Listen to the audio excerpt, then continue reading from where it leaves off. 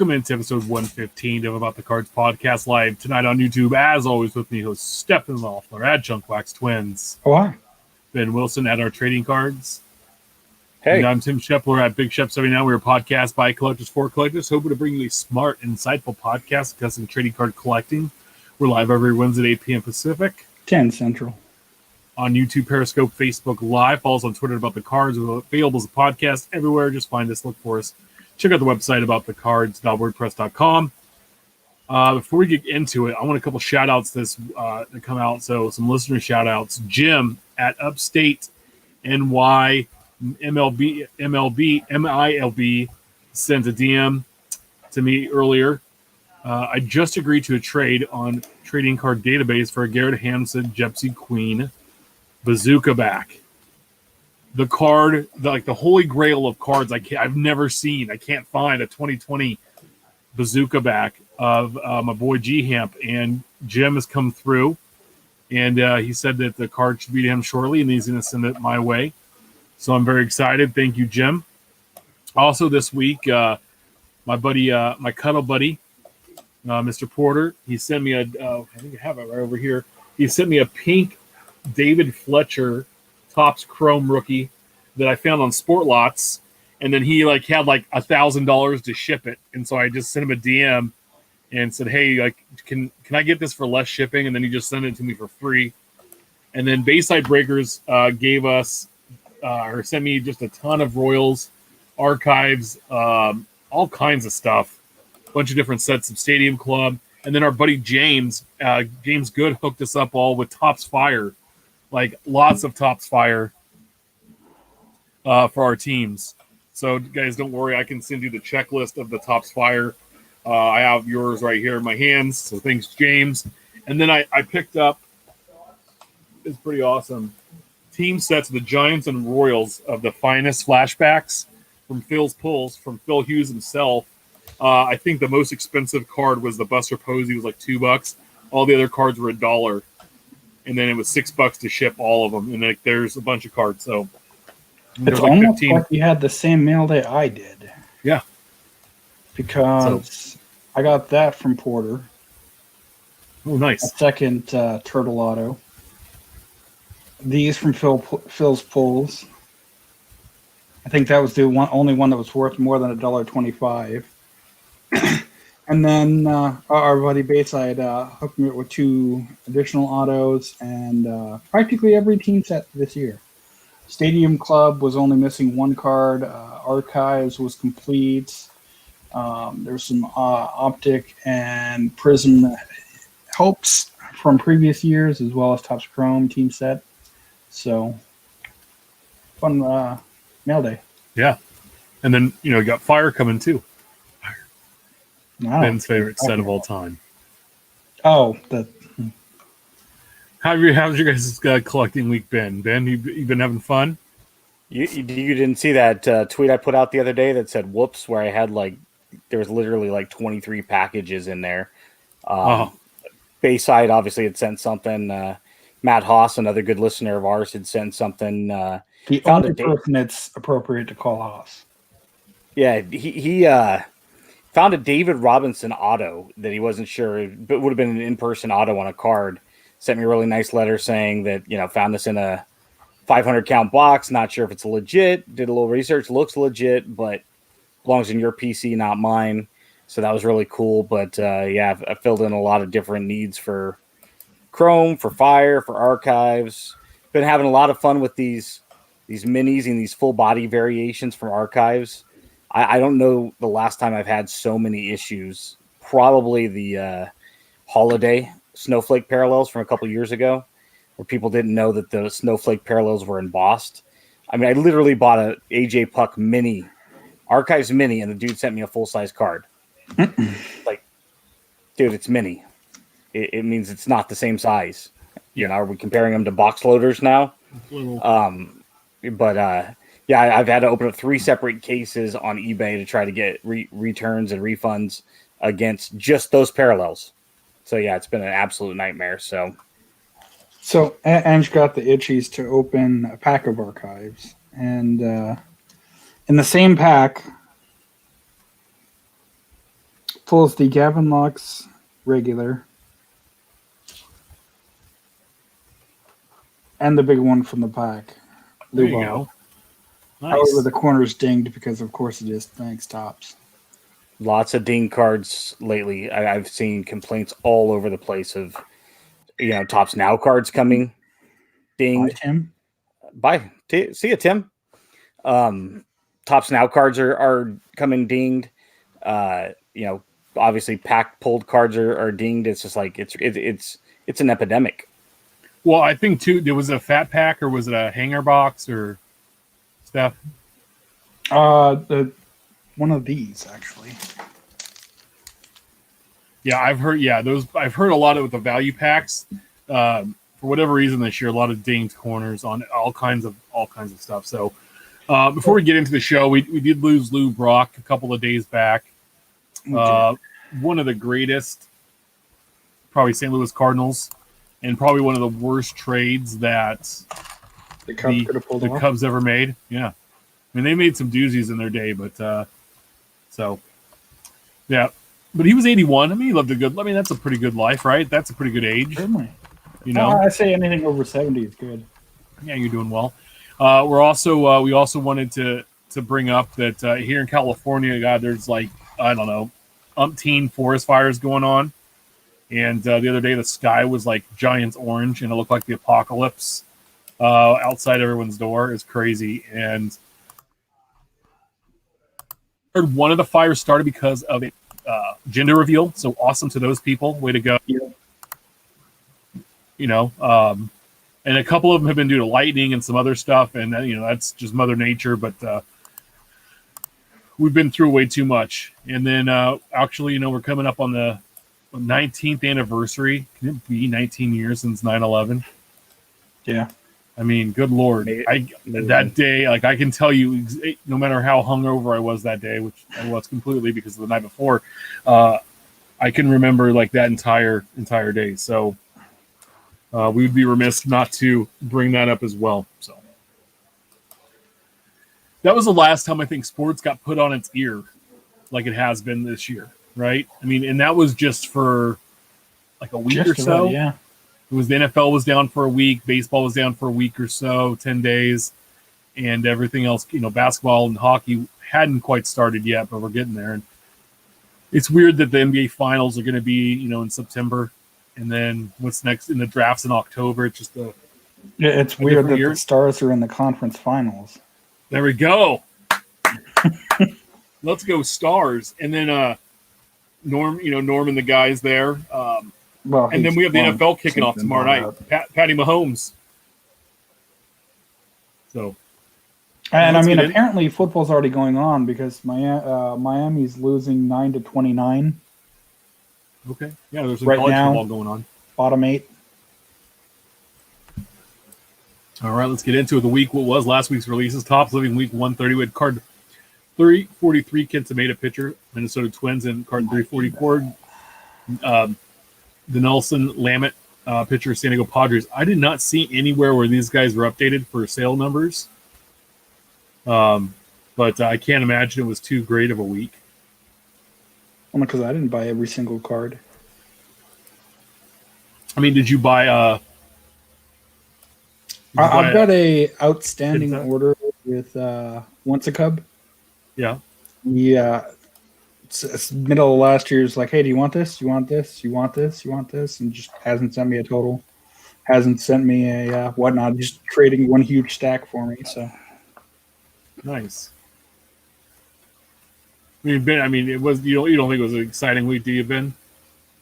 No, I don't. when you couple it with this week's, it's just the last few weeks have just been kind of blah.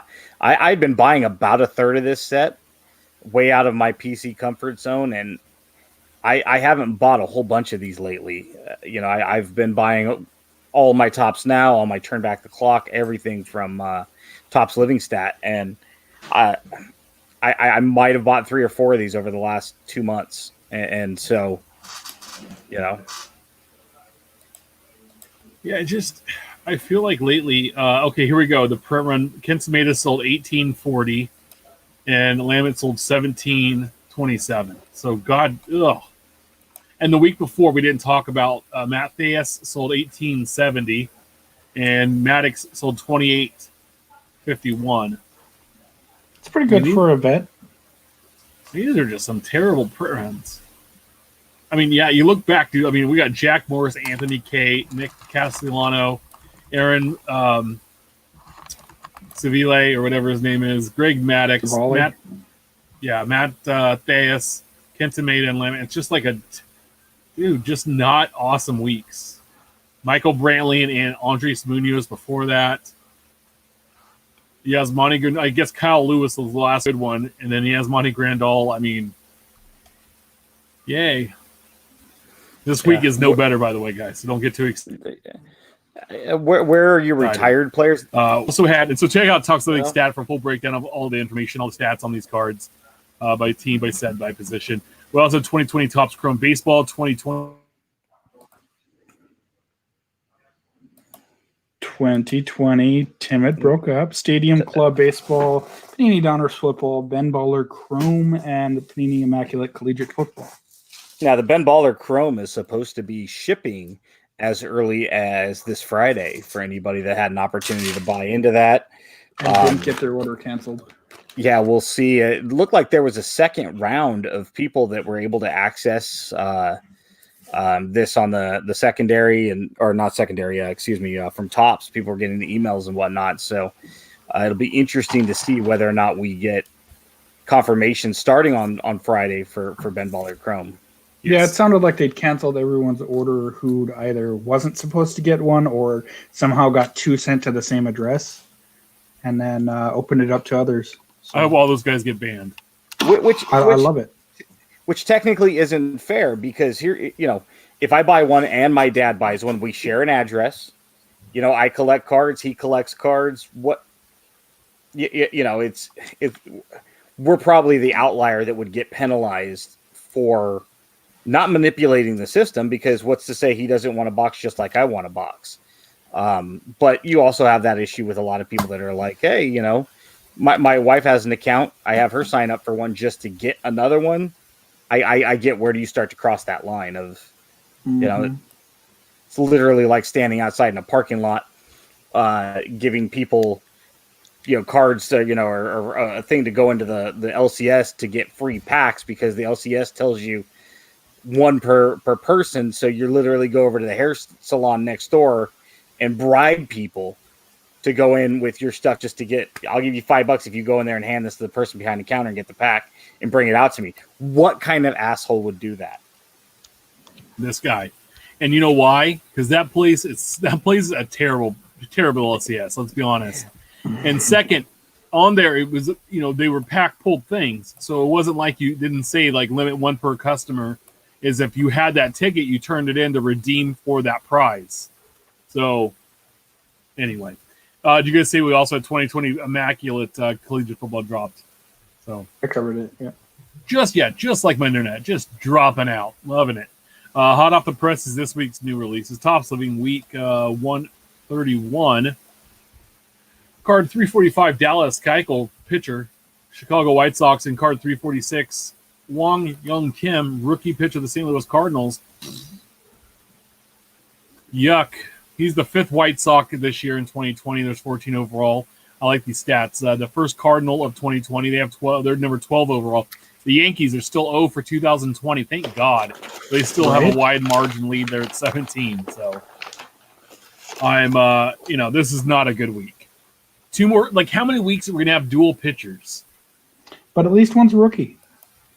The Keuchel looks pretty cool because he's got the beard and, the black and white of the Chicago White Sox. It's a good-looking card. It just doesn't get you all that excited. But no, it's just it's not a hobby mover or shaker. Yeah, I mean, that looks good.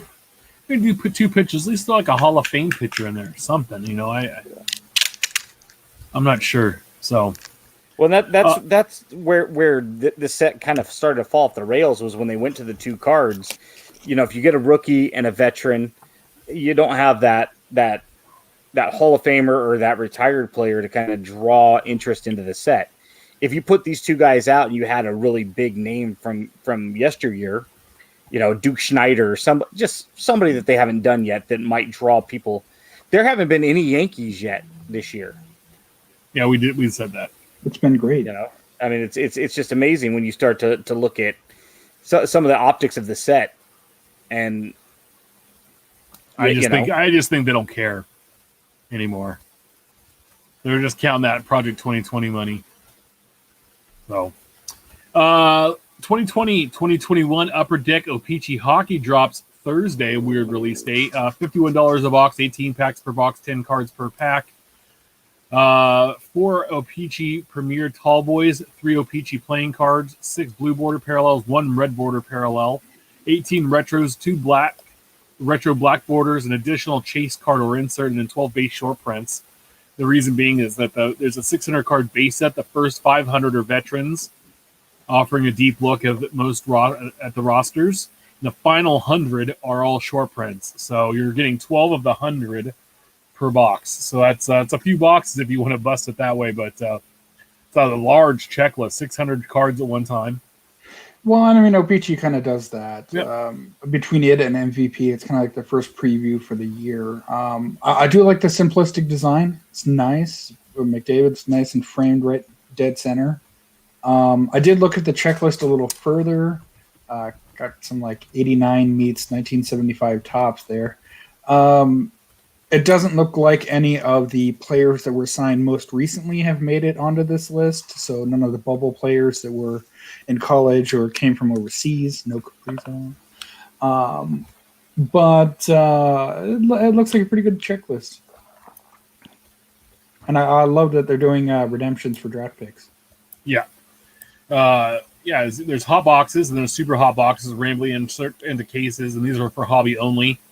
A hot box will include 1 base card in each pack, or one base card in each pack is replaced with a retro black border. In the super hot boxes, all the base cards are replaced by numbered black variations. So something they what? Go away. And there's also the O-Pee-Chee Glossy Rookie Phenoms Redemption. It's good for a set of 9 cards of the top 2021 standouts. Those redemptions are 1 in every 160 packs. And then there's the number 1 puzzle draft puzzle pick bounty. There are 9 different puzzle pieces to look for, all of which are found in hobby packs. So those are 1 in 96 packs. Those complete a puzzle that have a chance to redeem. You have a chance to redeem them, unlock an exclusive hobby bounty achievement card of all the top picks in the 2020 draft. So that's pretty cool. Yeah, StreamYard is tripping. I do like Kevin's point that it's top total for hockey. And it's not wrong. I do like that they brought this insert back, playing cards. So the higher up in the here you go are allegedly some of the better players. But just a playing deck if you wanted to sort them. Yeah, no, I think it's cool. I think it's their entry level base set, and it's a good way to start off. And nice to have a 2021 project. And I think Series 2 has the update for this. Traditionally. Yeah, Series 2 Upper Deck. Mm-hmm. We also have 2020 Panini Mosaic Football. Now it has 3 versions, and so I'm going to cover all 3 for you as far as price point. There's a hobby box, which is $850, only $850. You're going to get 10 packs here, 15 cards per pack, 2 autos, 20 inserts, 15 mosaic parallels, and 5 silver. There's the no huddle version, which is $750 a box, which is 18 packs, 8 cards per pack, 1 auto, 3 silvers, 10 no huddle parallels, 5 inserts, and 1 rookie variation no huddle. And then there's the choice, which is $700, 1 pack, 8 cards, 1 auto, 1 silver, 1 mosaic parallel, 2 choice rookies, and 3 exclusive mosaic parallels, which does not sound like a good value at all. There's a 300 card base set. They also have the chromium base set parallel. And then center stage, In It to Win It, Overdrive, the Stained Glass, and Swagger. Those are all hobby exclusive inserts. And then they have a montage showcase, which is which shows a player with 4 different images on the card's front. There's not a whole lot to the set. There is some autographs, like we talked about. There's some pretty cool inserts, but So the bulk you would say is probably in this range right here. Yeah, I don't. It's for the price point on this. It's ridiculous what this product is. Sure. $850 for 150 cards, and I don't know. I mean, if you hit the right stained glass guy, maybe. Yeah.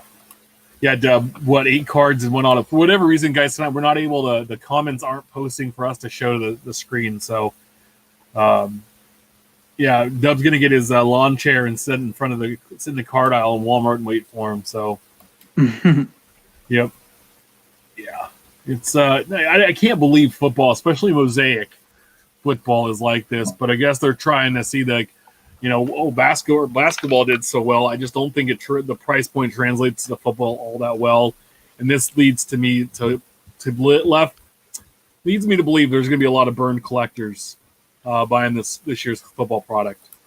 So no, certainly each of those 100 and some cards are going to each be worth $8. So check out Ryan Cracknell's articles on Beckett.com/news for more detail on these new releases. What's brewing next week's releases? We were supposed to have Bowman Chrome this week. It got pushed back to September 18th. And we have 2020 Topps Allen and Ginter dropping next Wednesday. 2019-2020 Upper Deck Clear Cut Hockey. 2020 Topps Transcendent Baseball Captains Collection, again, was supposed to be out this week, got pushed to next week. 2019-2020 Panini Opulence Basketball, and like I said, Bowman Chrome. I wonder if Allen and Ginter gets pushed a week tomorrow, since Bowman Chrome's coming out next week as well. I don't know if they'd put both those out in the same week, but I know Chrome was pushed, sure. I know that Topps has been demoing it this week, but they haven't given out a full checklist. Yeah, so pre-enter. We will see. I was kind of sad with that. That's all the new releases we had this week, and everything keeps getting moved on, and so yeah. Hobby Infield Chatter Hobby Talk section of the show. Our buddy Kraken Wax is doing something awesome. His Allen and Ginter charity prize pack is out. So this was featured on Blowout Buzz. Kraken Wax Ginter charity breaks should be worth the wait. This entry was posted yesterday on the Blowout Buzz. So the arrival of this year's Allen and Ginter baseball card set from Topps is nearly here. A little late than usual, but breaker Christopher Lawson over at Kraken Wax. You just made the list. Yep. I don't call him Topher, though. It's making things better. So they do an annual charity break that benefits Big Brothers, Big Sisters of America. It's the 7th year. And this time there's a bunch of stuff in collectors' hands beyond the newest oddities from the baseball cards. The proceeds from the Ginter breaks go there as entries for a large lot of stuff going. And one lucky collector is going to get a charity prize pack. So this year's charity prize pack will include still available. Yeah, will include a number of things going to one collector. Entries to win are based on $5 donations. There's no limit to the number of entries. A person could do all the money minus the PayPal fees and taxes as donated. The prize pack is made up of donations from corporate sponsors such as Topps, BCW, as well as great collectors from all around the world. Lawson said some of these items included a graded 2016 Bowman First Chrome Auto Pete Alonso, a 2020 Luminaries Bryce Harper Auto Relic, a sealed hobby box of 2020 Top Series 2. There is a Tyson Beck signed Project 2020 card, a PSA 989 Upper Deck Griffey, an open boxes, packs of card supplies, graded stuff, jerseys, autographed jerseys, and balls. And at least 20 different people and companies have contributed. So in the past, they've gotten up to about $3,000, and their goal for this year is $5,000. And it's going to begin September 16th. The prize pack will be awarded September 24th after all the breaks are done. Ginter breaks are still to come, but you can check out the entries. I'll have Steph drop the link in chat. Yep. But $5, like a scratcher, and it goes to a charity, and you might get something cool out of it for yourself. So. And for those that are worried, Kraken Wax is completely 100% legit. one of the nicest guys in the hobby. Yeah, we had him on the show a couple months back. Yeah, so definitely go out and Nothing to support worry that. That's super cool. 2020 Topps Chrome Black preview. So Steph's buddy Luis Ariz, I think he's a backup now on the Twins. Sent a picture of his Topps Chrome Black autograph card, and I kind of was interested to see what these looked like, and they do look pretty cool. Like I said, I've said it in the past. I've said it now. If you want to see a dude who's passionate about, one, his food, and two, occasionally posting preview of what he's getting in the mail to sign, follow him on Instagram, because that's where this came from. That's right after a doubleheader. Next day, he's posting about Topps Chrome Black, and presumably I hadn't seen the layout of the cards, and that's a nice big autograph spot. It's a good looking card. Right. You can see the emerald parallel, maybe, and a gold parallel there. So. Yeah. If the price of Topps Chrome parallels are any indication of what this product might do, these are going to be millions of dollars. Expensive, man. I mean, when you're seeing, like, I love building 3 or 4 team sets of the A's every year, and just the secondary prices are just ridiculous for Topps Chrome, and they're not going down. I figured maybe after some other stuff came out, like Stadium Club, but some of these product prices are just stupid. I can see this stuff being not only hot because it's the first year we're going to see it, they also look extremely awesome based on this one shot alone. Right. This might be something that's going to cost you a lot on the secondary. Here's the 1 of 1. That's a number to 99. That's a horrible spot for the numbering, but that one looks like it's also numbered to 99, right on the handprint there. Oh, there you go. But 1 of 1 there. Nice and fancy. You can send that my way, Louise. So that's cool. I thought we'd give a little preview to that because Steph sent that our way, and I was like, dude, yeah, that looks really good.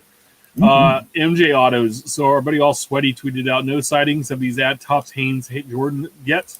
Remember last year when the Hanes underwear had the Jordan cards? Looking for the autographs.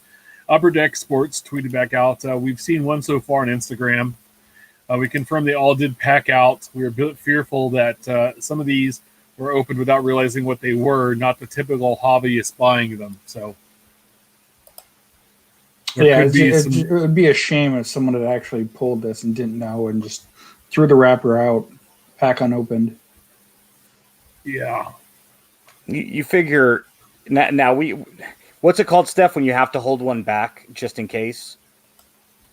I remember Ryan Cracknell had said there was a name for it where you have 10 of them, but probably only 9 get packed out in case they need to hold one back for a replacement. Do you remember what that's called? Slipped from my mind. So let's assume that there are only 9. You figure you'd see more than just one surface by now. It's been a long time. Mm-hmm. What, 16, 18 months? Yeah, it's been quite a while. I know, and everybody just decided, because why not? I mean, that was as good of time as any to go out and replace, your undergarments and have an opportunity at potentially, Yeah.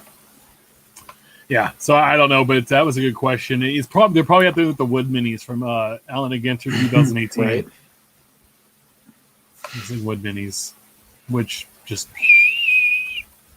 hell, at this point, stick the Wood Minis in the socks, and we'll just keep it going, right? Yeah. Great promotion for Hanes and Toper. Yeah. Lazy and Dumb at Custer12. I has a question. And he sent a picture out, Blowout Buzz. And so what it was is it's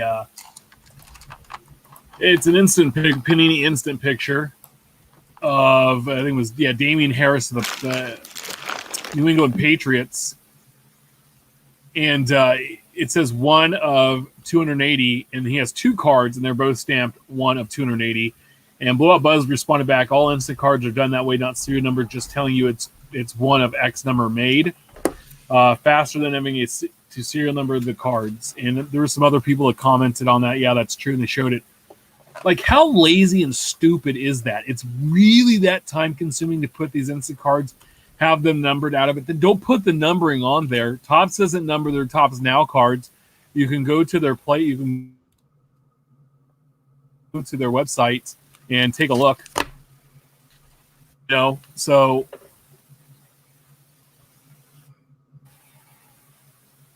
I just don't get it. I was muted apparently. I've seen these both in cards that I've I know. ordered What do you from guys Panini think?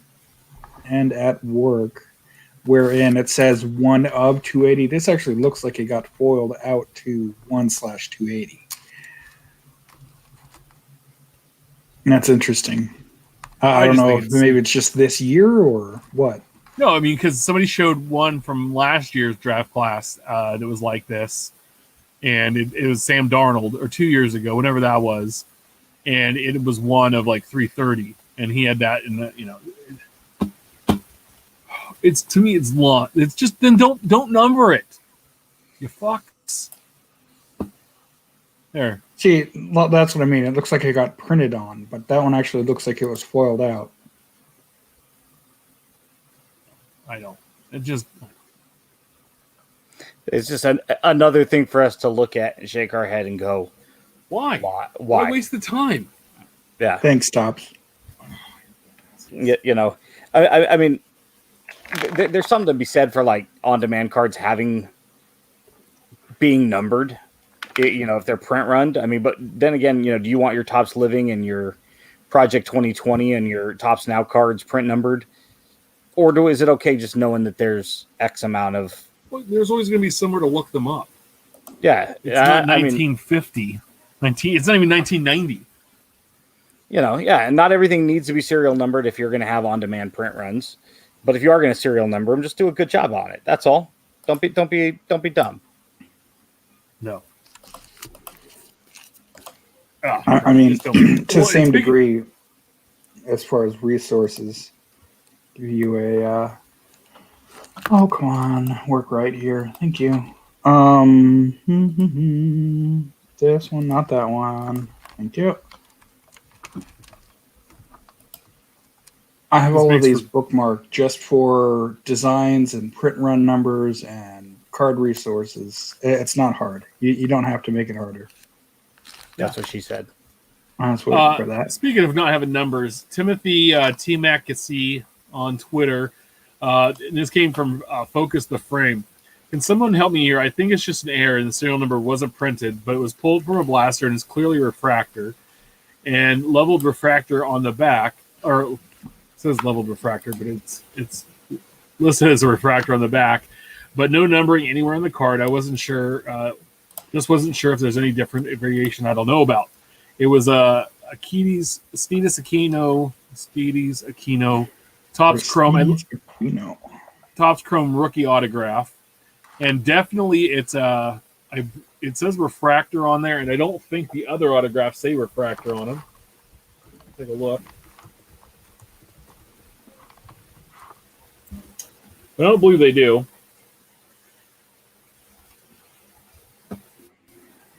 But I just want to know, I mean, what do you, like, really, like, how do you, yeah, because I have one here, and it doesn't say refractor on, it's a base auto. How do you not, like, I don't know, maybe those weren't supposed to be numbered, but I figured those would be numbered, right? I don't know. That's a great question for Ryan Cracknell. Yeah. So, I wanted to bring it up. I didn't know if anybody knew. I thought that maybe it's just a regular refractor out of $4.99, but I thought those were all numbered, the autographs, but maybe not, or they used to be.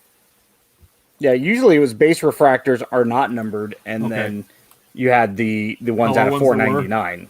Okay, usually, but that's who the hell knows. They change it every year, like they can't keep the numbers the same to the colors. So goes back to what I was saying the other week about consistency. Consistently inconsistent. Indeed. Amazing card grading again. Our buddy Ben, Cardboard Icons shoots out. WTF is going on here? This is that an Elway autograph so clean, so pristine that we can't see it? Sarcasm translation. This card isn't autographed, but got an auto grade anyway. No signature on the back, in case you're wondering. He tweets out from the wonderful website of ComC. They have it's a wild card. It's a 1991 wild card, stamped 1000. John Elway graded. It's an 8.5 with a 10 autograph. And there's no auto on the front. And because of ComC, they show the back of the card. There's no autograph on the back either.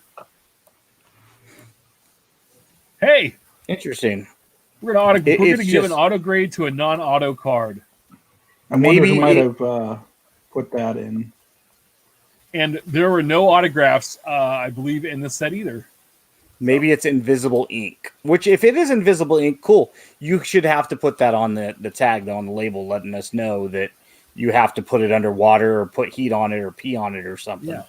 So, do you guys UV know what that? lighting. You guys know what that stripe meant on there? By the way, It's the rarity, isn't it? yeah. And I think supposedly they had some where you could mail them in and actually receive that many of the copy of the card, Interesting. if I'm not mistaken. But we have Speaking 200 of years mail-in, experience. when we get a chance to talk about a mail-in thing, I want your guys' thoughts on something. Okay. I just thought this was a good card to talk about this week. Wild card football. All of our experience here, all of our years together. This question came in late tonight. Breaker Style at UC Uncensored. SC Uncensored. Curious to hear people's thoughts on Group Breaker Style, loud, energetic, or even keeled until something big hits. I watch almost everyone on mute, save to a select few, so you probably can guess which style I prefer. I guess there are others who feel differently. Guys, what kind of style of group breaker do you want? Somebody that's over the top, just obnoxious all the time doing the break? Do you want someone that's calm, cool, collected, and then they shit their pants when something good comes across? Or what do you want? What are you looking for in your breaker? MojoBreak.com. No, Paid promotion, no. No, I mean, I don't want him reading out every single individual player out like he's got Babe Ruth in his hand or anything. But, some excitement when you pull the 1/1 of this or the bat relic of that, or you pull a famous Cleveland guy who may or may not be alive. Celebrate that some. Yeah. From Luminaries, maybe. Yeah. For me, Steph mentioned it, and of course we're good friends with Doug and Dan over at Mojo, but I like their style because they interact with the people in their chat room live on camera. They're really just kind of calm and mellow. They obviously know the product inside and out. As they're flipping through cards, they know exactly what they're looking for, and they'll tell you as they're flipping. They'll literally have a conversation about the product or the sport, and then they'll be like, such and such out of 99. And then they'll throw it in a penny sleeve and set it aside. And if it's a major card, then they'll stop and kind of highlight it. But they don't scream boom, and they don't scream. They don't. every catch once in a you while off they do. guard. I mean, They once get in a while. I something mean, yeah. If you get something good, great. But not every. Oh, boom! Out of 10, this is amazing. Well, there's still 9 of them. But I don't like the guys that are just idiots on cameras, or the guys that have to wear gloves and try to, act like this is, open heart surgery with dude, it's a baseball card, man. What about the guys with the sound pads, where they're like the sports radio jocks? It's okay, but sometimes it's overkill. I know Mojo had that for a while and they dumped it. I want somebody that's knowledgeable, that knows the product, and that actually that knows the guys. That knows the sport. When they come across and they're just like, all they know is Luis Robert, right? And they're going through and they're just tossing everybody aside and they don't give a shit. And they go, oh no, Roberts is trash. Right. There's more in that than just him. Across isn't a word. Well, you almost have to look at it like this: is when you watch a movie or a television show, what are you watching it for, right? Entertainment value. And that's really what our show is. That's what other shows that are podcasts are, whether they're baseball and sports card related or not. That's what breaking is. You've got to be able to have a connection with the breaker, and if you don't, I understand why people would mute it. I've muted guys that I'm in breaks with, because I don't like their persona, but that's, it's very individualistic. Everybody's going to connect differently. And, at the end of the day, if you don't like a certain break, if you find yourself muting them more often than not, maybe unless you have a financial stake in that break, maybe it's time to find something else to watch. I know, you talked about the Nap Lajoie Luminaries pool. So I sent these guys a TikTok I saw earlier. This guy's like, yeah, I've opened. He looked to be the so-and-so breaker, but he looked like he was on the other side of the counter in LCS.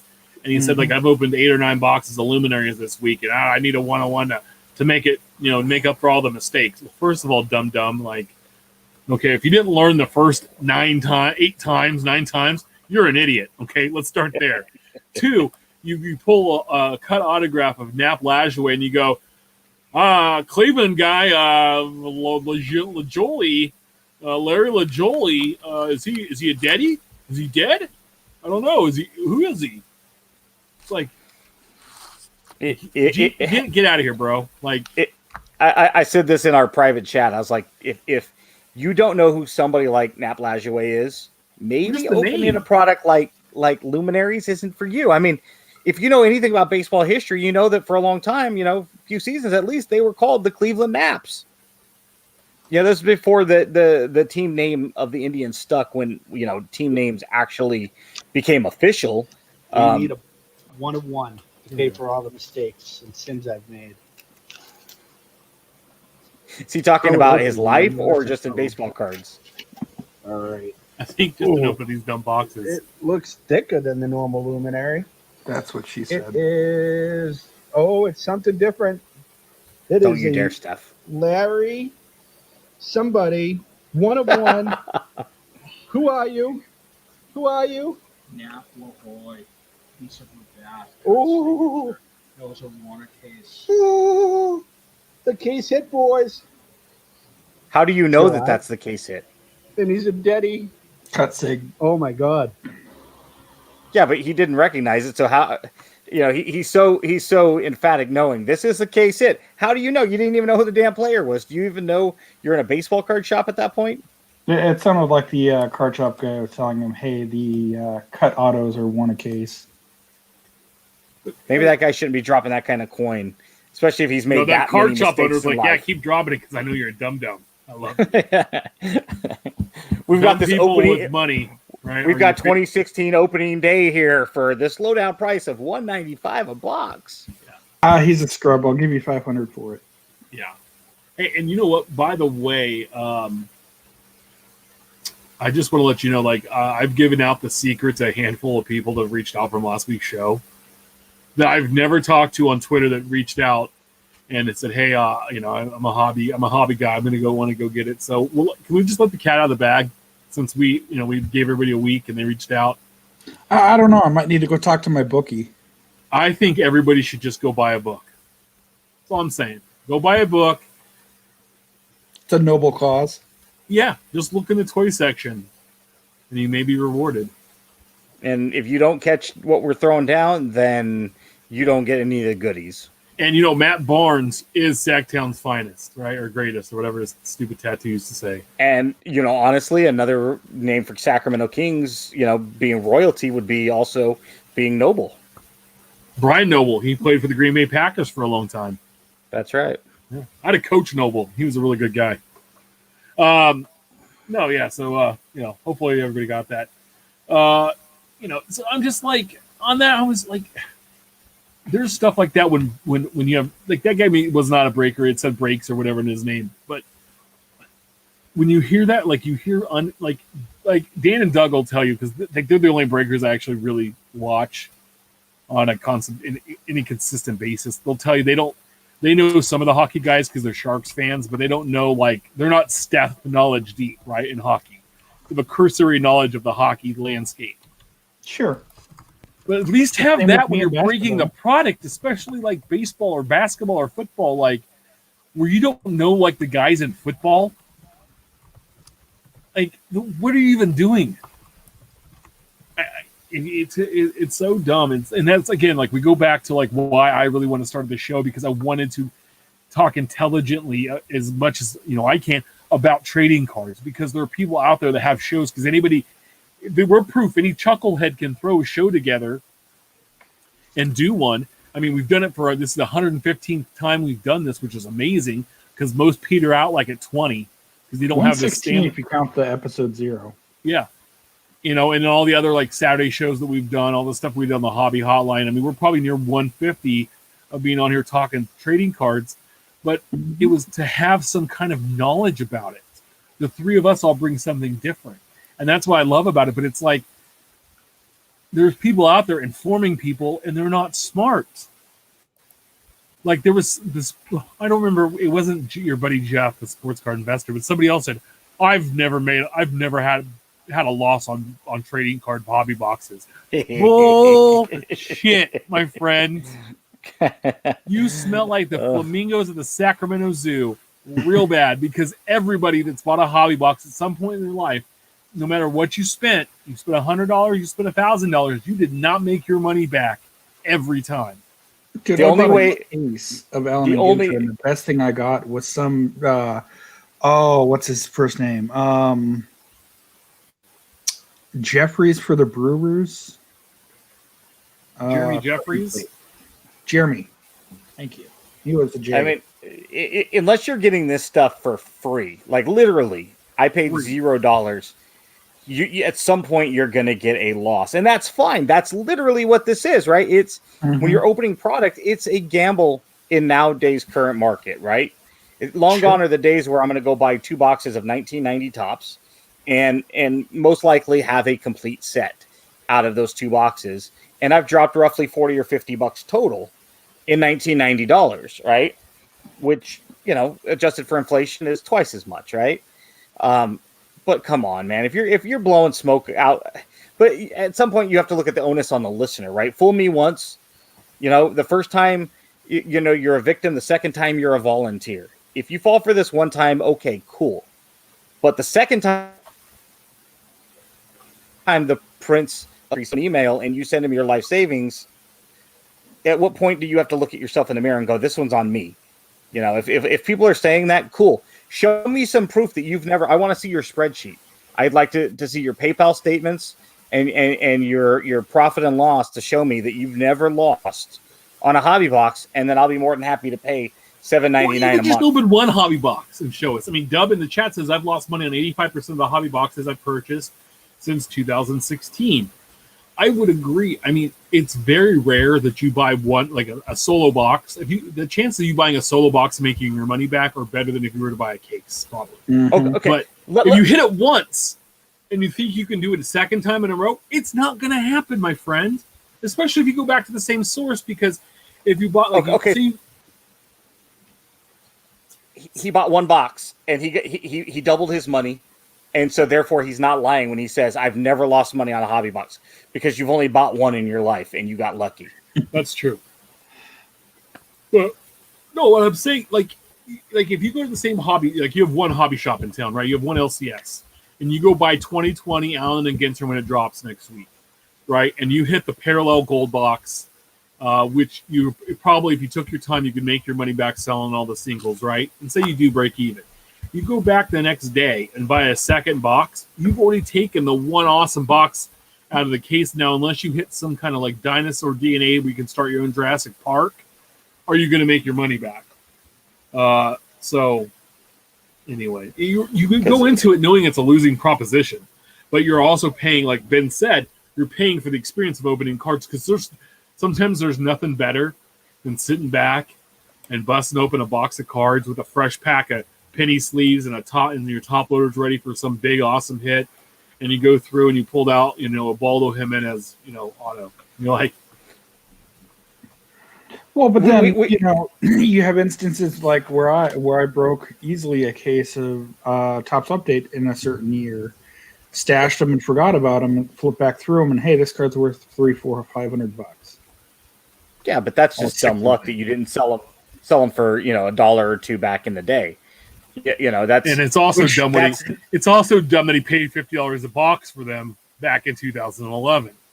Well, so and then at work, I found out a way on how to pull up the individual sold Oh. every single one of of any item.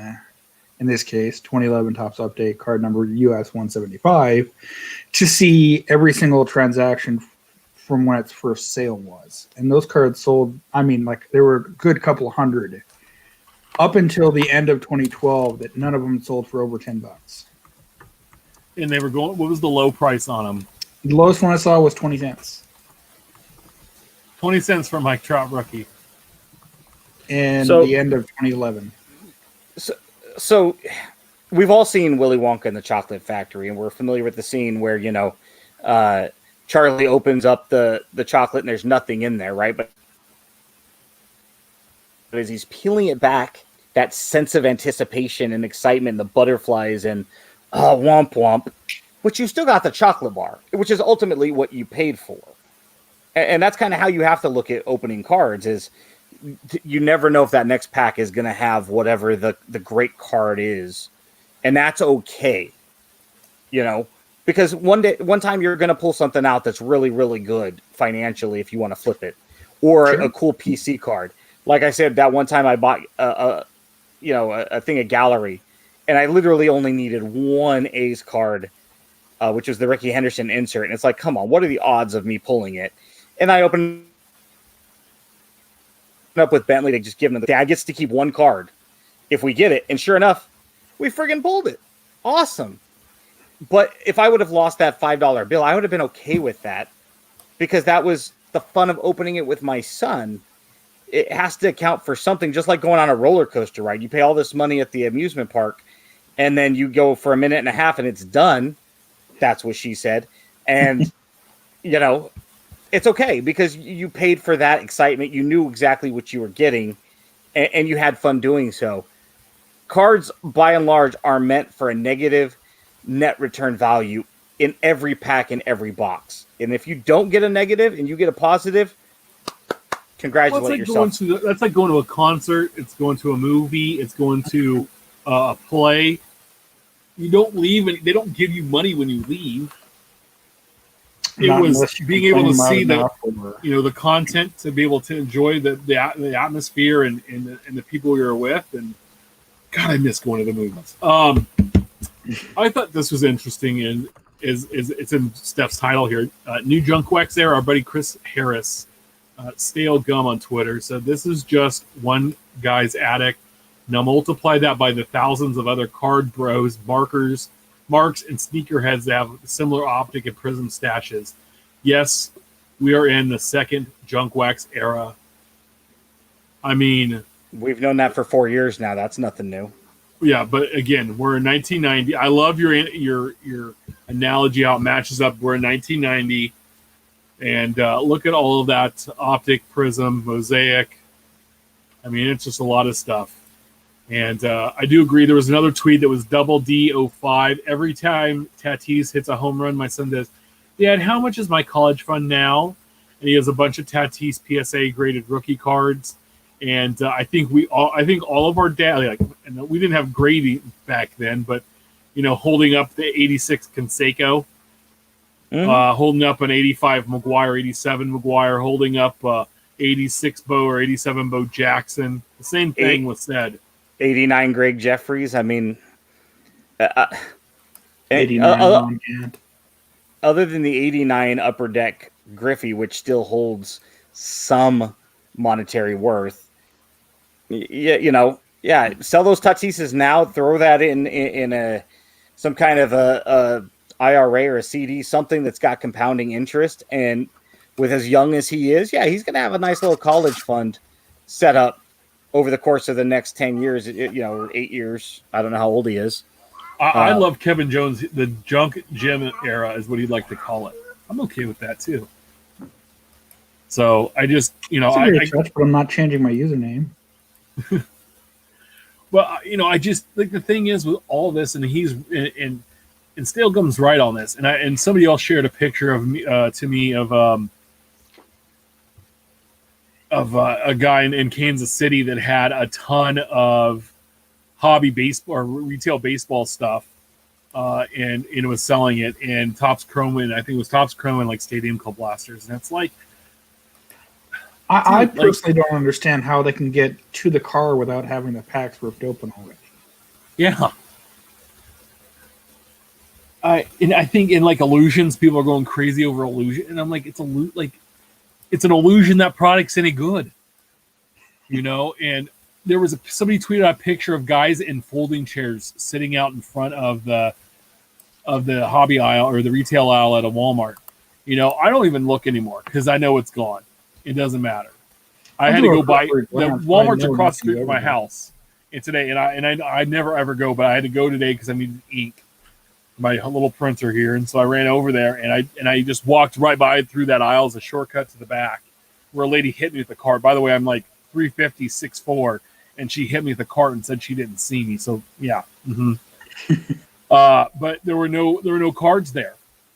There were no boxes there. There was nothing there. It was just empty shelves. It looked like there were price tags, but to me it was like, to them, like they could shove more candy than this sell to all the fatties waiting in line, like put some popcorn chicken or something up there, whatever you're gonna do. But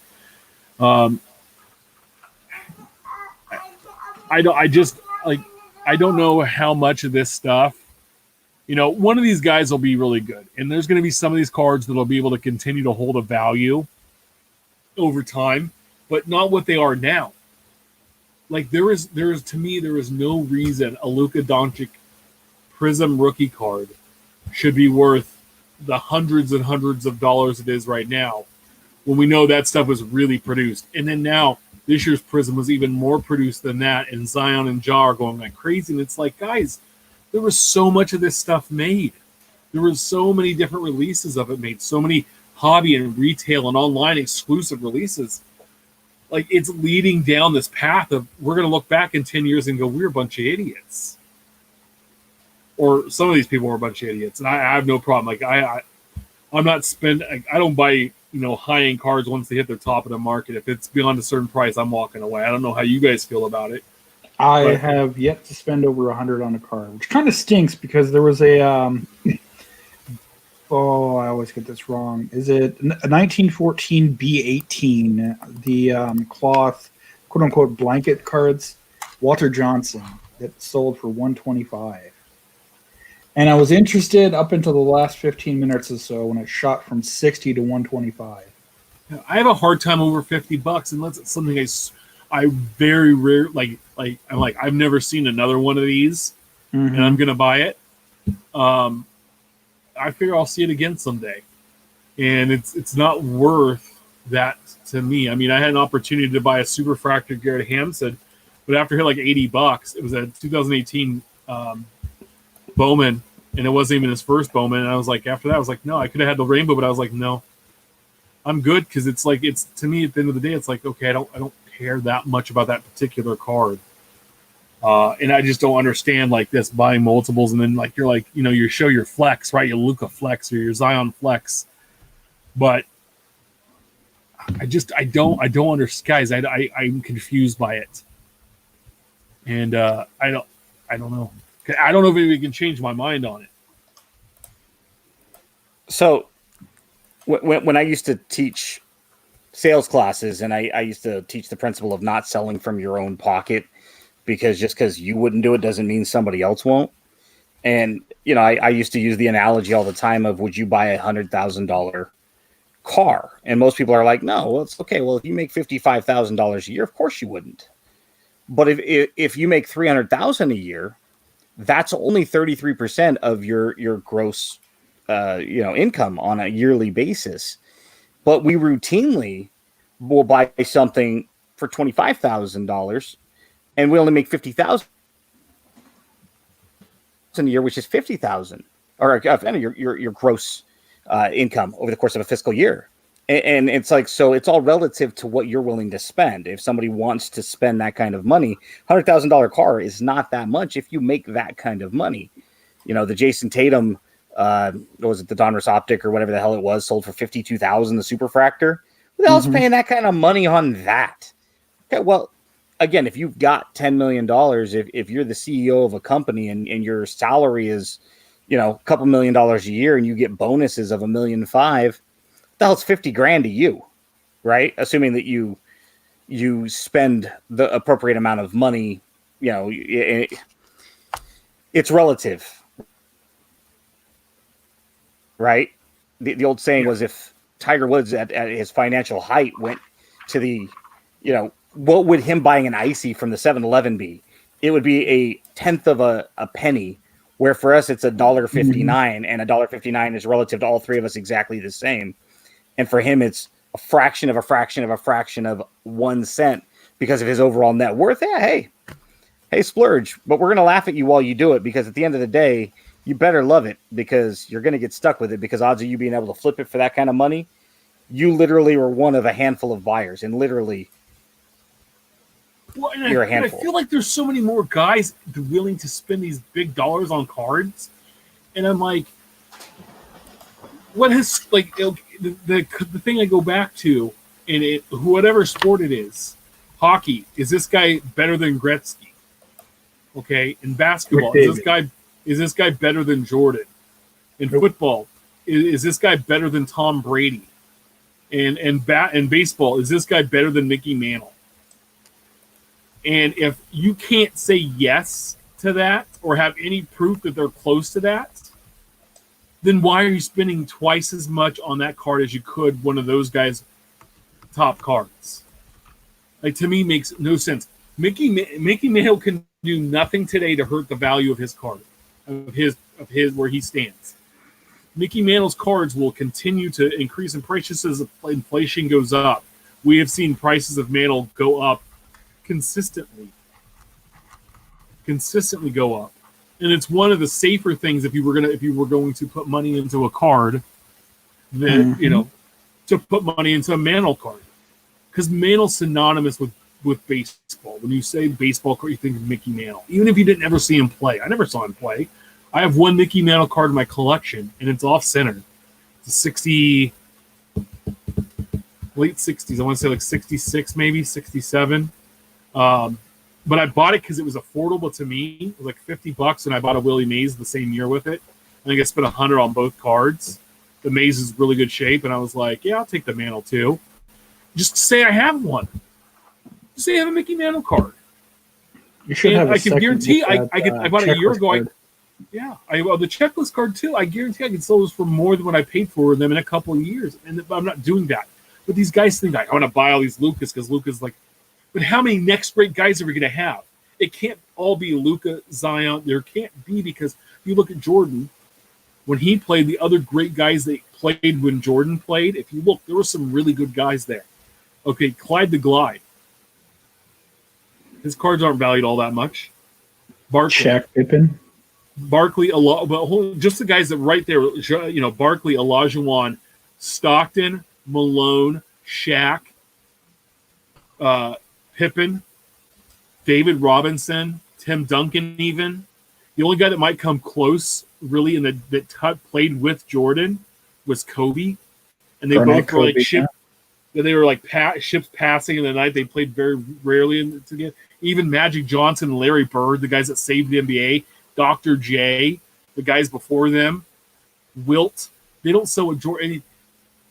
So you can't tell me like that we're going to have 4 Michael Jordans all playing in the NBA at the same time. It's just not going to happen. One of those guys might be able to compete in price with him, but not all of them. And the fact that some of these cards are going for more, like, it doesn't make sense. Barkley and Olajuwon are guaranteed Hall of Famers. Olajuwon's got titles. Malone and Stockton, two of the best players.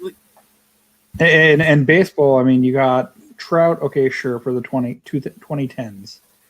You had Bonds in the early 2000s, but there was a dull gap there. Prior to that, I mean, Griffey, okay, sure. Who led in the 80s? All those guys were busted up with steroids or accusations. 70s? Yeah. 60s, okay, Mantle, yeah. Brett played in those eras, but again, I'm not going to say Brett might be one of the most valuable people from the late 70s that mid to through the 80s, just in card value. He and Nolan Ryan. Yeah. Maybe, and that's really it. I mean, Dub's mad because I didn't say Neek. Yeah, Dominique Wilkins is in that same class. Like, Neek was a stud. Neek was the human highlight reel. The man could do everything Jordan could. He just never won anything. And it's so unfortunate because he was a super talent. Like, he was a highlight show of his own. So the fact is that he doesn't sell for a tenth of what Jordan sells, yet we're going to have 4 or 5 Jordans in this era alone. LeBron is this Jordan. Luka's not Jordan. Luka's not even Larry Bird. Zion is not even Charles Barkley. Now, they both might get close to that, but the fact that their values are so astronomical and everybody's paying these prices makes me laugh. Like, I sold a Luka rookie Prism for like $250 or $275, and then it shopped around $400 or $500. I felt fine with it. You know why? Because I bought the card for $15 9 months ago. $15. Now it's $500. Are you drunk? What? What did he do? What did he do? Tell me. Did he win a title and cure COVID? No. He plays for the Mavericks. Who got bounced? He hit some good games because nobody on his team's good. Russ Westbrook averaged a triple-double for a season. His cards aren't even close to Doncic's rookie cards. What is wrong with you people? I just want to know, are you stupid? So, I get it. He's a great player, and Sacramento people are so mad that he's not a King. Don't get me wrong. We messed up in the draft. I would love to have Luke on the Kings, but his prices don't match the performance of what he's doing or what he's doing for his team. I don't know. Makes me just... I can't. It's amazing that people... Okay, this is a hobby. Something we do for fun, to relax. It's cathartic. It's for leisure. Literally, go look up the definition of the word hobby. It's non-for-profit, done for leisure. Okay? And people spend ridiculous prices. You know, I got into it with Uncle Rich about the 87 Maguire. I buy these for 50 cents to 75 cents until I had 600 of them. And then all of a sudden, a documentary is announced, and 30 days beforehand, people are spending $10 on a 75-cent card. Okay, would you do that for a candy bar? Okay, would you spend $8 for a 75-cent payday or Snickers? How Not big because is it doesn't matter. It's regular size. Oh, It's like literally. Well, Tim's in a speed checkout, and Tim's like, you know what, a Snickers sounds good, and it's 75 cents. So he grabs one, and I'm thinking, damn it, that guy just bought a Snickers. And I look down, and now the price is $8, and I'm like, I better have one too, because the guy in front of me just bought one.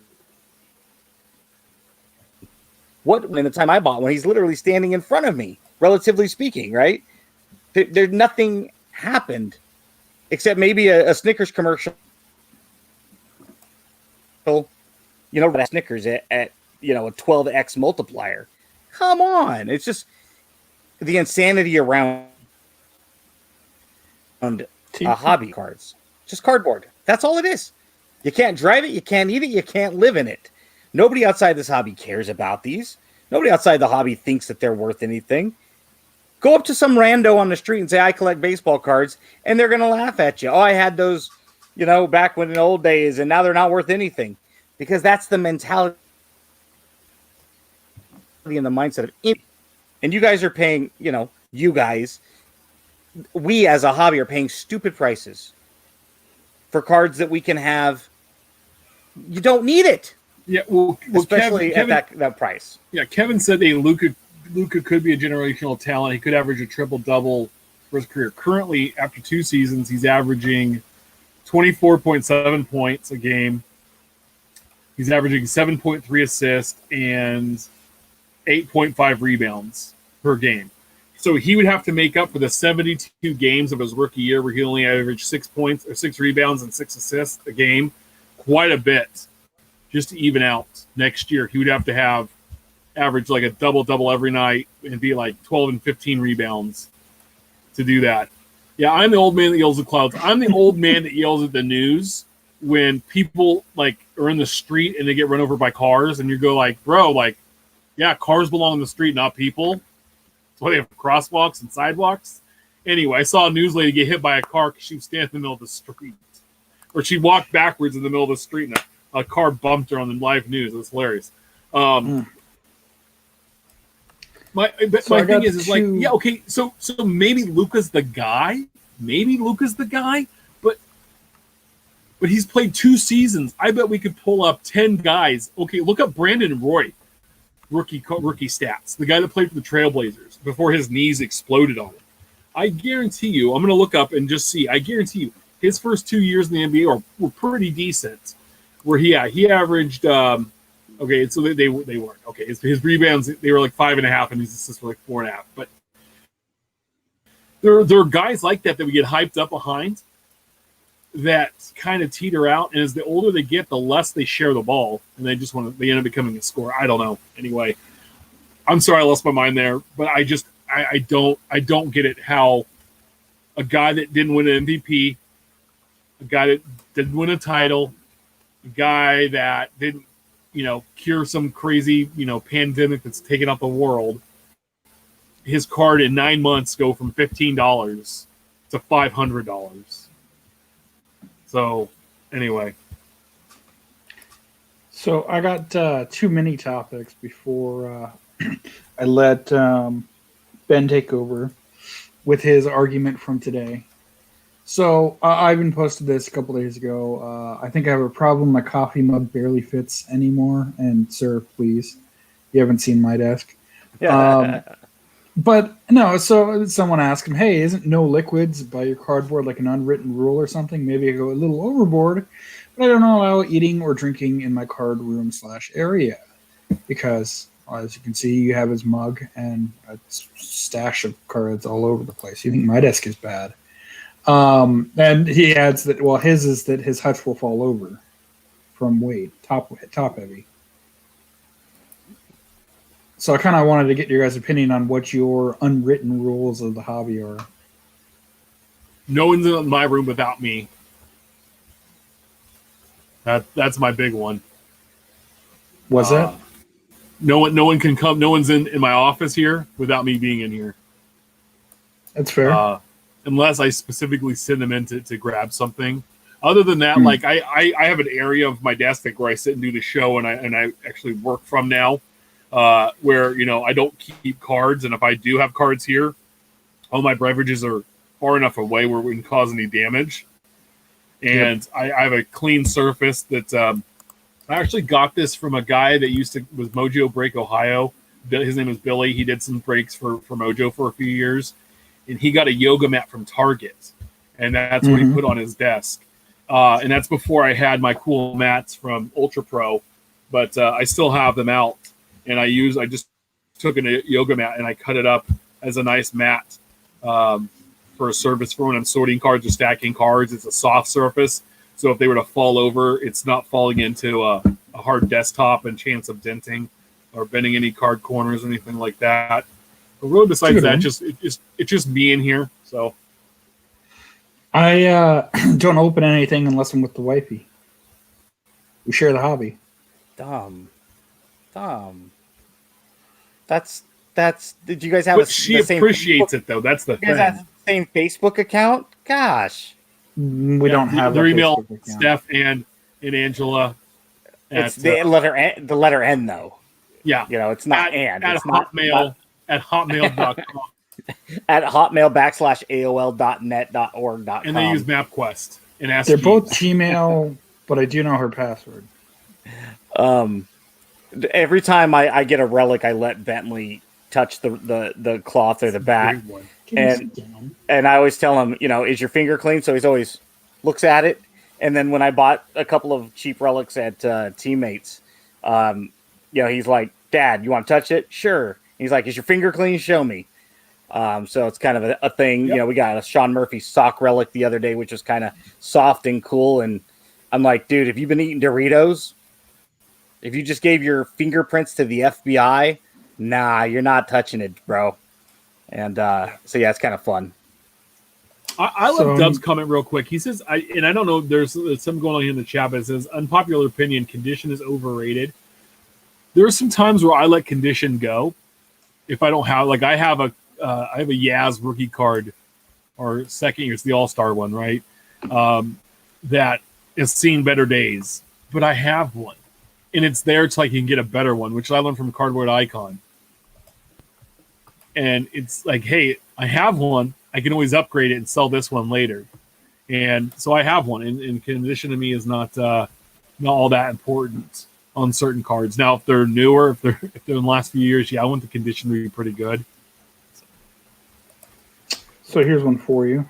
I don't know if you guys like redemptions or whatnot, but I kind of like that they have the team names on them.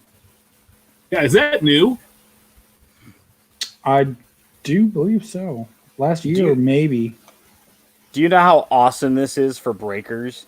Yeah. Or for guys like myself who collect a retired player who happens to be very, I mean, obviously in my head he's an Oakland A, right? McGuire. But he very well could be a Cardinal and is often a Cardinal. We have that issue with Reggie Jackson, and who's been predominantly a Yankee as of late, and Ricky Henderson, who predominantly has been an A as of late. But you don't know, and we saw that with Topps Fire in the past. I've bitched about that on the show when there's not a checklist to, do I buy the Jackson and the Henderson sight unseen, because you don't know what team they're affiliated with. Something like this is a nice addition because it's going to help not only breakers but collectors know the difference between, do I want to buy this because it might not be. I mean, I'm not buying a Jose Canseco to find out it's a Tampa Bay Ray. Well, I I mean, think, in I this think this case- is new. This is new this year because I looked up some pictures of 19 Topps redemptions, and I pulled one last year in Stadium Club. It didn't have the team on there, but there's some other ones from this year that actually list the team underneath the player's name. Well, I mean, in this one's case, yeah, sure, Otani plays for the Angels or his Japanese team, but to know that this Ichiro is a Seattle Mariner relic or auto, and not a Yankee or a Marlin or whomever, that's going to have more appeal. Well, yeah, and Yeah. the other thing too is if this product's open 3 years from now, as the redemption's about to expire, whenever it does, right? At least you know the team that they're going to be listing on there.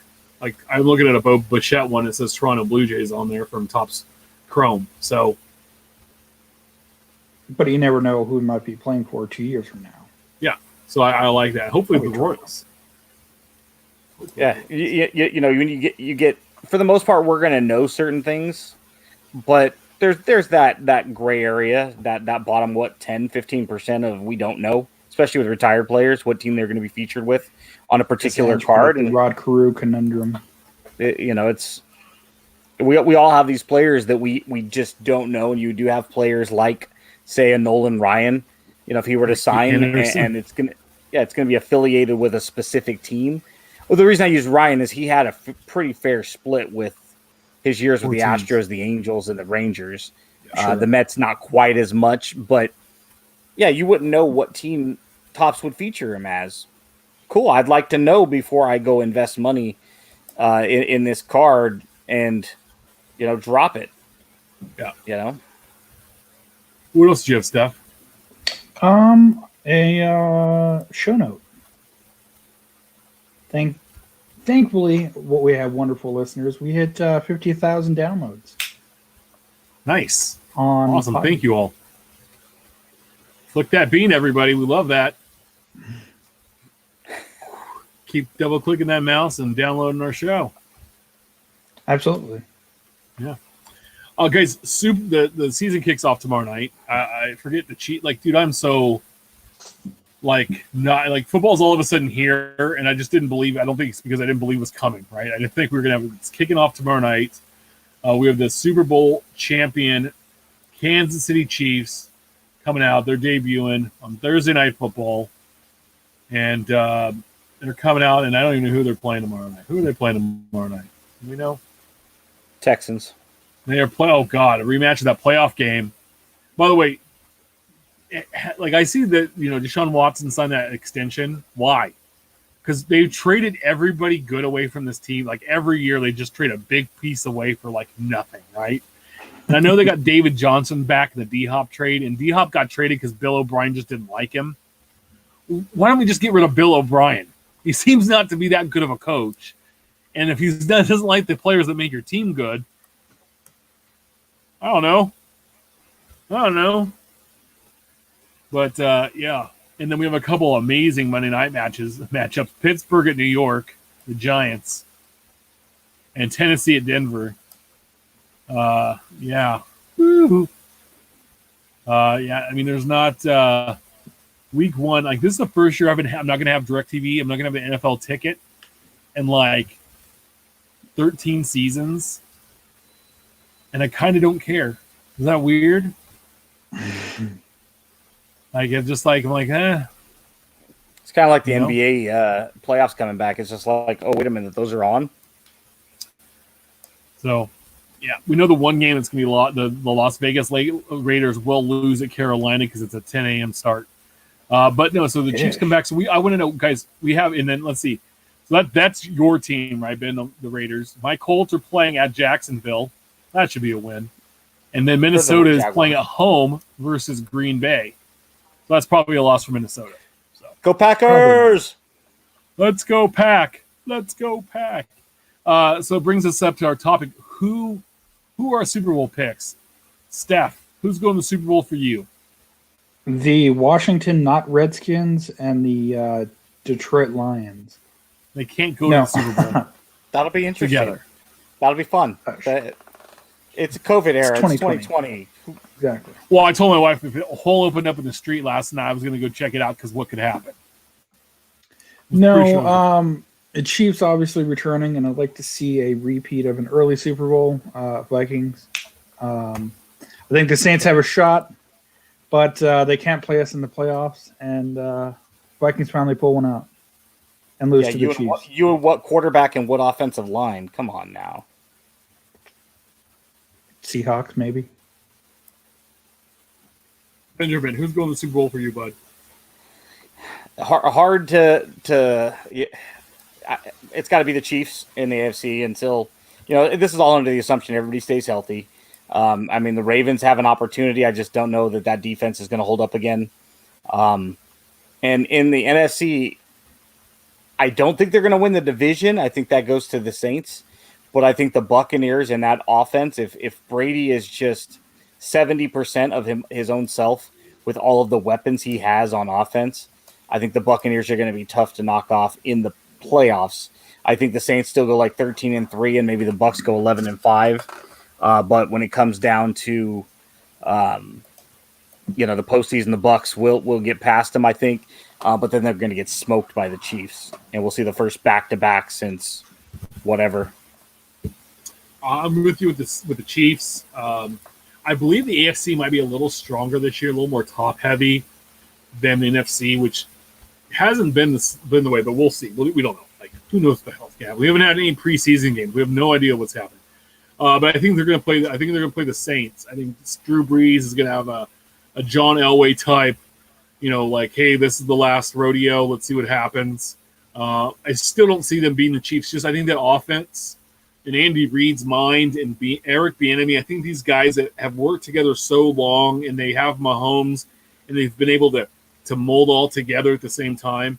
And I think the Chiefs' defense is good enough to get them there, and their offense is definitely good enough to get them to help out the defense in whatever way. I mean, you look at the receivers they have a good tight end, they have good guys out in the backfield. I think a surprise guy we're going to see on the Chiefs this year is Nicole Hardman. I think they're going to kind of use him all over the place, and he's going to make some people look dumb.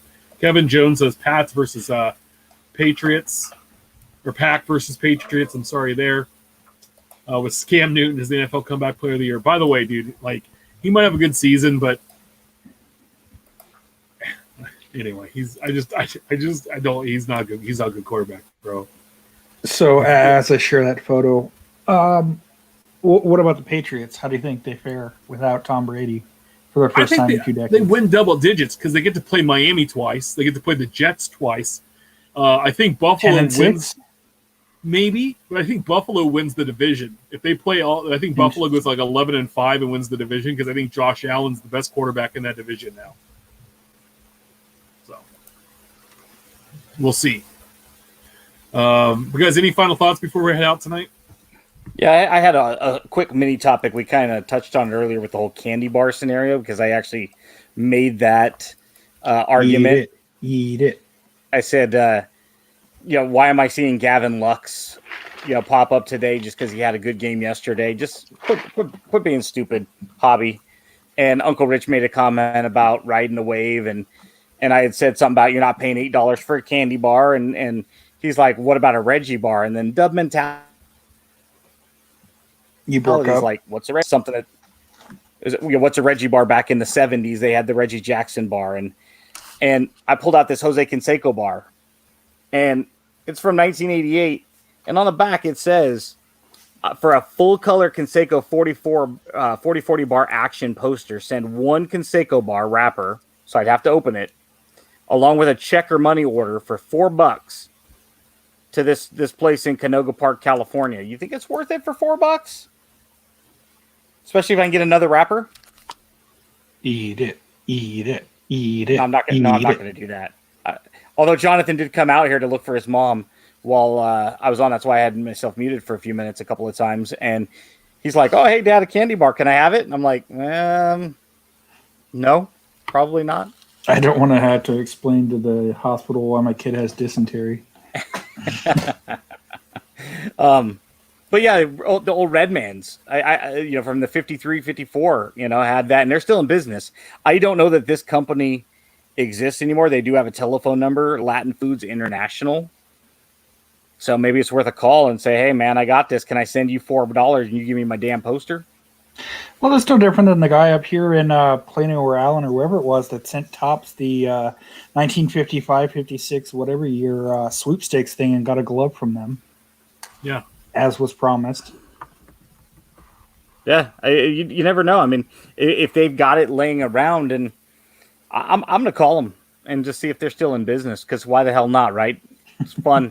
And if I get a do, then I'm glad I saved my $4. Yeah, there you go.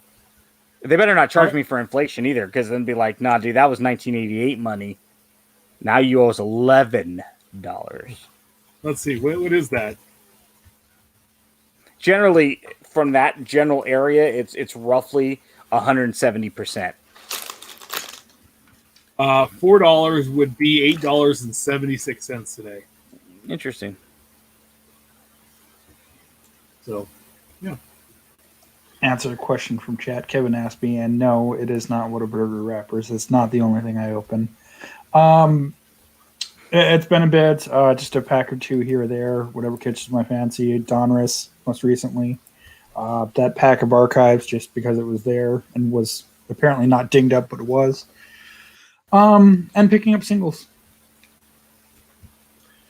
Yeah, I haven't picked up. Area. Well, I picked up 25 or 24 more Garrett Hampson, so now I have, I think, 800 rookie cards with Garrett Hampson.